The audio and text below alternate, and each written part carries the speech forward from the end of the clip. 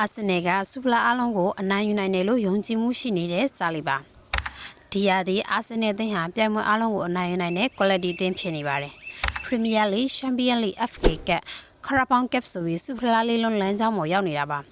လက်ရှိအာဆင်နယ်ရှိနေဟာ Premier League မှာအဆင့်1နဲ့ဦးဆောင်ထားပြီး Champions League မှာလည်းထိပ်ဆုံးနေရာမှာဦးဆောင်နေပါတယ်ခရာဘောင်ကပ်ကိုလည်း semi final ထိတက်လန်းထားပါသေးတယ်ဒါပေမဲ့တခုရှိတာကအာဆင်နယ်အသင်းဟာခရစ်စမတ်ချိန်ဆိုဇယားထိပ်မှာဦးဆောင်ထားတတ်ပြီးတော့ရာသီကုန်စူပလာကိုလက်လွတ်ရတတ်ပါတယ်ဒီလိုခရစ်စမတ်ချိန်ဆိုဇယားထိပ်ဦးဆောင်တတ်တာဟာအာဆင်နယ်သမိုင်းတိုင်းတစ်လျှောက်9ကြိမ်ထိရှိပြီးတော့အာတီတာလက်ထက်မှာလည်း2ကြိမ်ထိရှိဘူးနေတာပါ